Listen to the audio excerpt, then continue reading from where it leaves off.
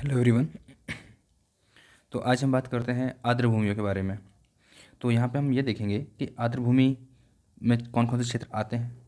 ठीक है। आर्द्र भूमि किन्हें कहते हैं, भारत के प्रमुख जो वेटलैंड है कौन कौन से हैं, और इनके लिए कोई नियम है तो क्या है, और अन पॉइंट को भी हम जो हैं उनको देख लेंगे। ठीक है। तो सबसे पहले हम बात करते हैं वेटलैंड। तो वेटलैंड हमारे लिए क्यों महत्वपूर्ण है? ये इसलिए महत्वपूर्ण है क्योंकि ये जलीय चक्र का एक महत्वपूर्ण हिस्सा होते हैं। ठीक है। और समृद्ध जैव विविधता युक्त महत्वपूर्ण क्षेत्र होते हैं, इसलिए ये इम्पोर्टेंट होते हैं। ठीक है। अब हम बात करते हैं कि आर्द्र भूमि में कौन कौन से क्षेत्र शामिल होते हैं। तो सबसे पहले हम बात करेंगे एक नमी भूमि या फिर दलदली भूमि वाले क्षेत्र।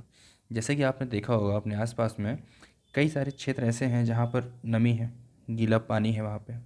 ठीक है। जिसकी वजह से ज़मीन में नमी आ गई है, या फिर दलदली भूमि जो एरिया है, तो उस भूमि को हम क्या आर्द्र भूमियाँ मान सकते हैं। ठीक है। दूसरा क्या, प्राकृतिक या मानव निर्मित जल भराव क्षेत्र। देखिए यहाँ पे दो बात कही गई है, या तो वो नेचुरल हो, ठीक है, या फिर किसी ह्यूमन द्वारा बनाया गया हो जिसमें पानी भरता हो। ठीक है। ऐसे क्षेत्र को हम आर्द्र भूमि भी कह सकते हैं। अगली बात करते हैं ताज़ा खारा या लवणीय समुद्री जल जिसकी गहराई ज्वार की स्थिति में 6 मीटर से अधिक ना हो। जैसे जब समुद्र होता है यहाँ पे ज्वार आता है, तो इसकी जो गहराई है ना आर्द्र भूमि की, तो वो 6 मीटर से अधिक ना हो, ऐसी इकाई। ठीक है। इसको हम कहेंगे क्या, आर्द्र भूमि में शामिल करेंगे। चलिए, तो हमने ये देख लिया है कि कौन कौन से क्षेत्र जो हैं वो आर्द्र भूमि में शामिल होते हैं, उनको हमने देख लिया है। आगे हम बात करते हैं ऐसे कौन से क्षेत्र हैं जिनको शामिल नहीं किया जाता है। तो नदी जल मार्ग, धान के खेत, मानव की सिंचाई प्रयोजन हेतु विशिष्ट रूप से निर्मित संरचनाएं। कई बार ऐसा डाउट में आता है कि धान के खेत वेटलैंड में आते हैं, तो ये कन्फ्यूजन का विषय बना हुआ है ये। लेकिन ये क्लियर है कि नदी जल मार्ग ये सब नहीं आते हैं। मानव की सिंचाई प्रयोजन हेतु विशिष्ट रूप से निर्मित संरचना, जैसे कि सिंचाई के लिए किसी ने कोई तालाब बना रखा है, सिंचाई करेंगे, तो ये आर्द्र भूमि में नहीं आता है। ठीक है। चलिए अब बात करते हैं, क्या आर्द्र भूमि के संरक्षण के लिए कोई नियम कानून है? तो एक वैश्विक स्तर पे रामसर कन्वेंशन है 1971 का।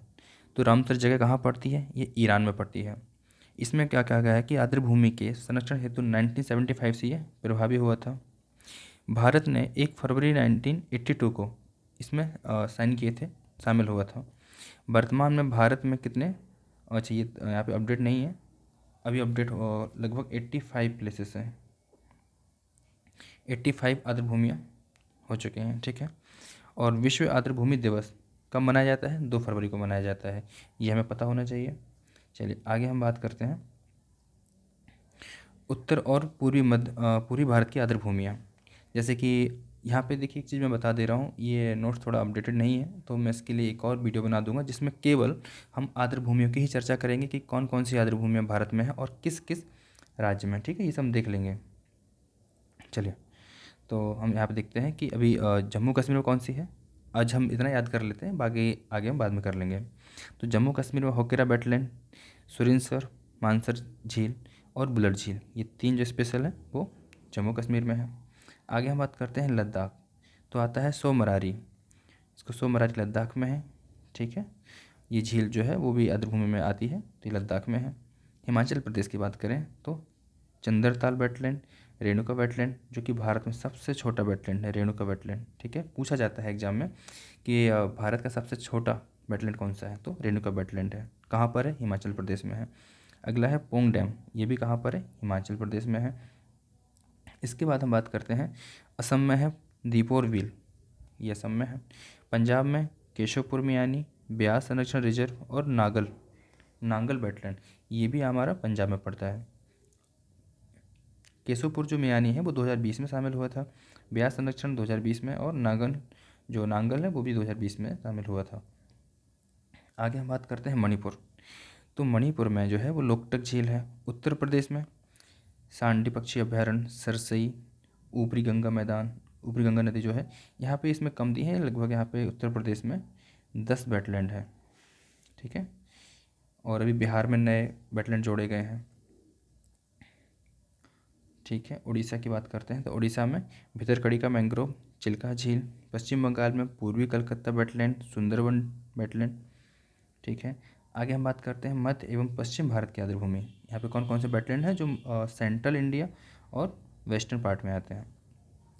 तो महाराष्ट्र में है नंदूर मधेश्वर, 2020 में शामिल हुआ था।